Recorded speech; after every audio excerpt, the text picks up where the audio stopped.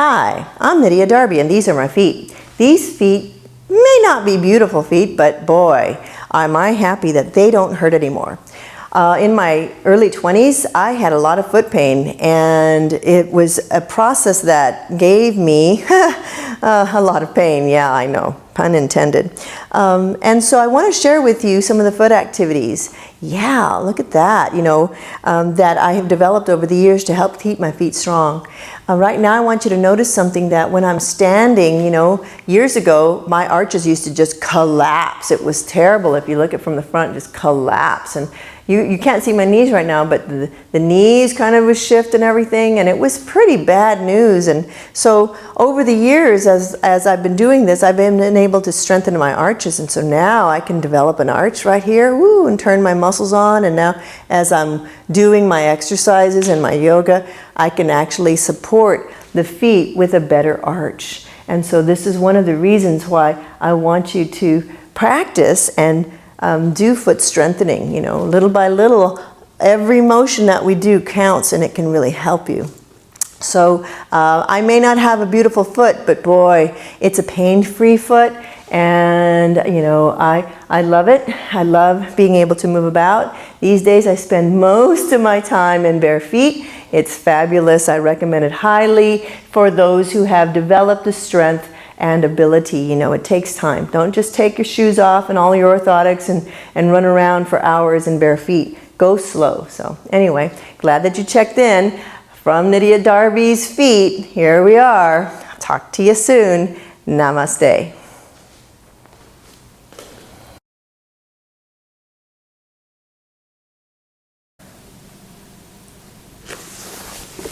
Hi, this is Nydia Darby. Join me in practicing our foot activities that can help develop strength, range of motion, improve your balance and coordination for the long term. This stuff looks easy. It's not that easy. Take rest when you need to.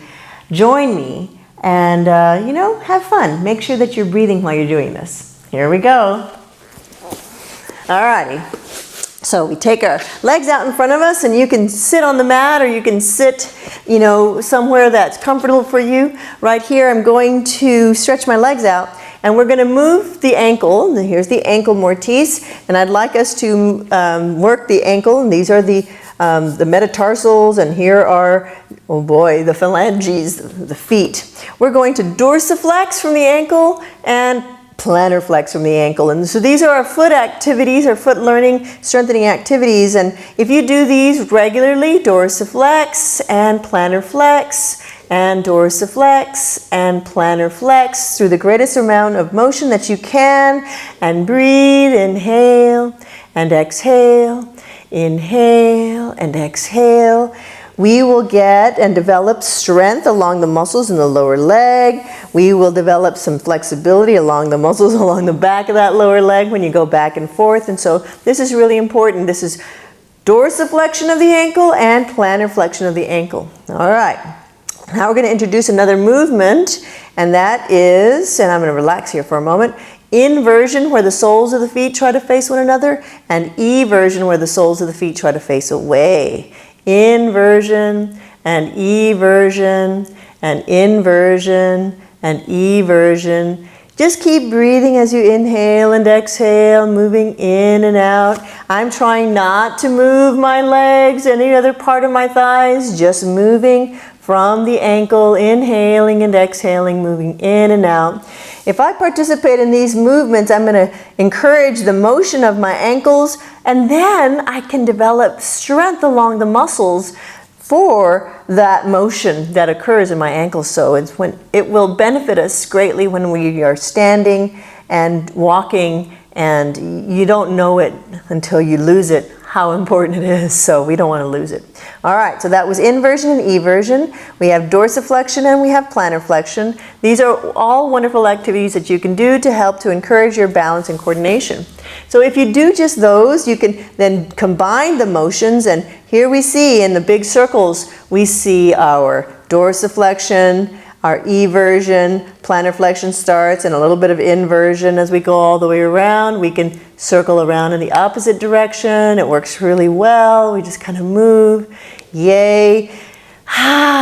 So at minimum, if you could do some of those activities every day, it will really help to reduce swelling, so it improves circulation all the way. It improves the nervous system ability to function and send information, firing, neurons all the way down to the toes and everything. So do this. Now, when you're ready for a little bit more, then we can up the ante. And so now we're going to add the motion of flexion and extension of the toes. So flexion and extension of the toes, flexion and extension. And right now my ankles are just in a relaxed position, and I'm flexing and extending the toes to the greatest degree that I can. Notice if the toes don't want to separate. Notice, sometimes we have old injuries or surgeries, so do the best that you can. Now, once we can get good at dorsiflexion and plantar flexion, inversion and eversion, and flexion and extension of the toes, breathing, then, shake them out a little bit. Then we can have some great fun, and some of the great fun that I like to do is combine those actions. So we're going to dorsiflex the ankle while you're breathing. And from this position, hold the ankle without moving. We're going to flex the toes and extend the toes. And flex the toes and extend the toes. And flex the toes and extend the toes. Keep going.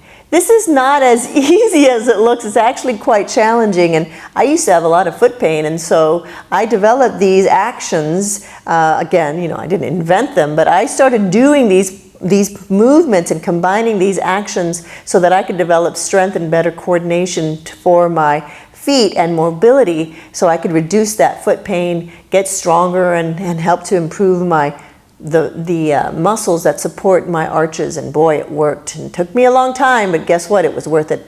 I don't have foot pain. All right, so now we're going to plantar flex, hold in plantar flexion, and flex the toes and extend the toes. Flex the toes and extend the toes. And if you have foot pain, then you'll want to explore developing a better strengthening of your feet. Now, if you have foot pain of unknown origin, you should see a doctor. Don't be messing around with just saying, well, I think it's this, and playing around. Your feet are important, so go see a doctor. If you're not sure who to see, give us a call and we can help you if you're here local in San Antonio. If you're not sure what you need, make sure that that pain is explained. You want to know if there was an injury or something going on. This is plantar flexion, holding, and then flexion of the toes and extension of the toes. Now we can hold right there and add inversion and eversion. I'm in plantar flexion of the ankle, extension of the toes. Notice how my pinky toe over here, she says, I don't really want to go and extend. So she's still working on her actions of strength.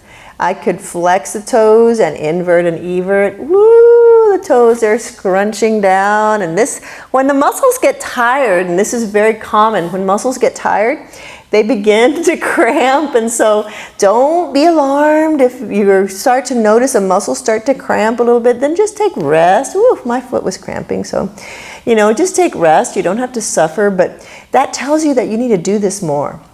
I like to dorsiflex the ankle and flex the toes and invert and evert. That's not very easy to do, but boy, is it important. And then I'll extend the toes and invert and evert. And so you can follow along with these activities, just kind of moving. You can do it slow, you can do it fast, but if all else fails, don't just go so quickly. Take your time, kind of milk it out, get those muscles to get tired, and do this regularly. And if you do that, it can really help to encourage your well-being for the long term.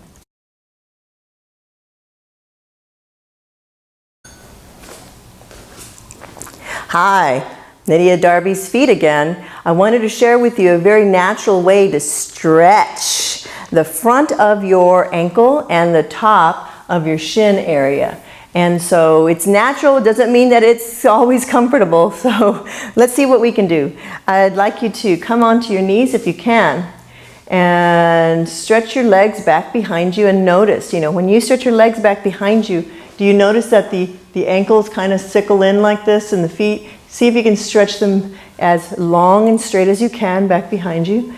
And this in itself might be what you do to begin the process of stretching the front of the ankle. Some of us will stay here and we'll breathe, and then there are those of us who will sit back. Oh boy, so maybe get on your hands and knees first and slowly sit your bottom back and just see what you feel as a stretch. Over time, we're working towards sitting upon those feet and feeling a big stretch through the lower leg, stretching all the way through. That's not an easy thing. We might hold that position for a while. There's a stretch through the thighs, which is really amazing. But, depending on your ability and your experience, you might not be ready. This might bother your knees. So if it does, coming off, I want to share with you that you can actually use a tool.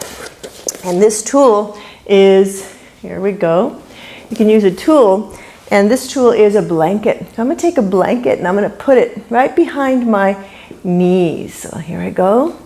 And I'm going to sit back. And this, you really can't see my feet anymore, but here I'm going to actually start to support so that I don't bend the knee so much. If my knee was bothering me when I sat back, oh, that hurt my knee joint, and maybe it's too quick of a stretch and the ankle is bothered, so I can actually take a blanket, put it back behind, and breathe. And now I have less bend in my knee, but a little gentler stretch here.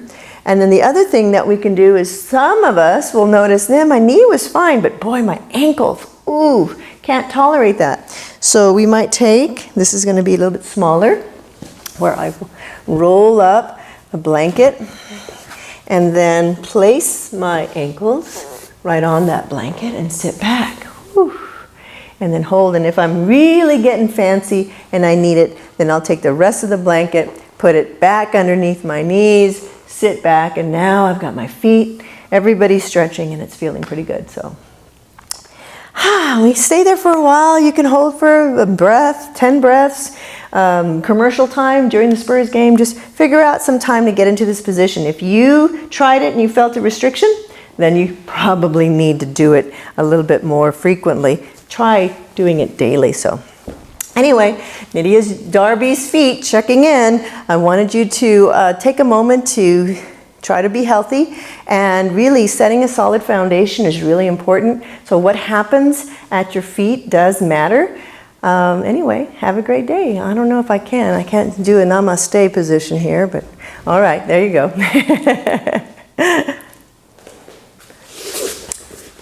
Those are the activities that I want you to do, and if you can do them regularly, daily, then it would be a really good idea. It'll help you for the long term. You don't have to suffer with foot pain. Trust me. I don't suffer anymore, and I'm happy, and I'll do these activities for the rest of my life so that I will never have foot pain again. Thanks for joining me. Check out our YouTube channel, Nydia's Yoga Therapy, and go on to Facebook and like us and Instagram. So www.nydiasyogatherapy.com.